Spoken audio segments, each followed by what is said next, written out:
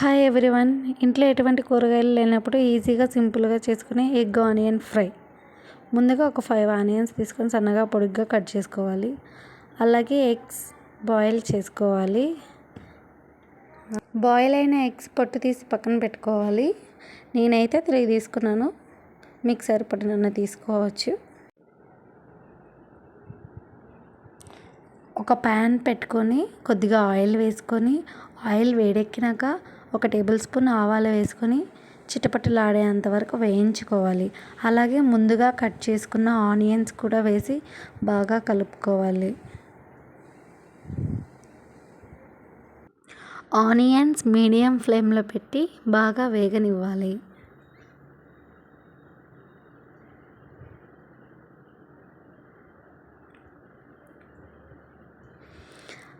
అలాగే 4-5 రెమ్మల కరివేపాకు కూడా వేసి బాగా కలుపుకోవాలి.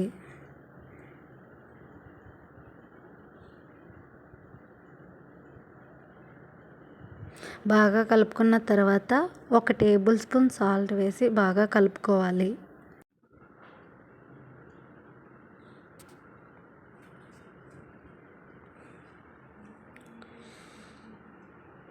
బాగా కలుపుకున్న తర్వాత మూత పెట్టేసి ఒక 2 మినిట్స్ బాగా వేగనివ్వాలి.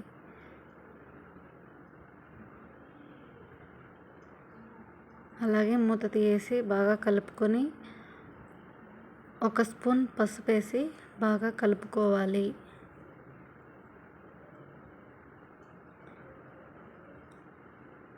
పసుపు బాగా కలుపుకున్న తర్వాత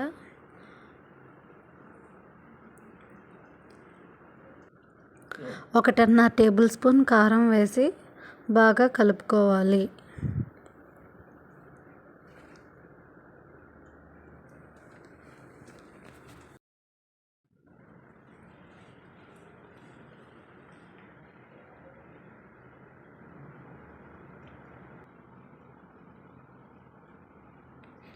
ముందుగా బాయిల్ చేసిన ఎగ్స్ వేసి బాగా కలుపుకోవాలి.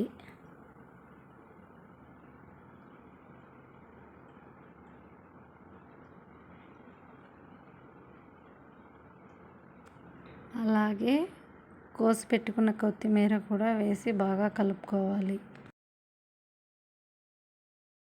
అలాగే 1 or 2 మినిట్స్లో స్టవ్ ఆఫ్ వేసుకోవాలి. అంతేనండి, వేడి ఎగ్ ఆనియన్ ఫ్రై రెడీ.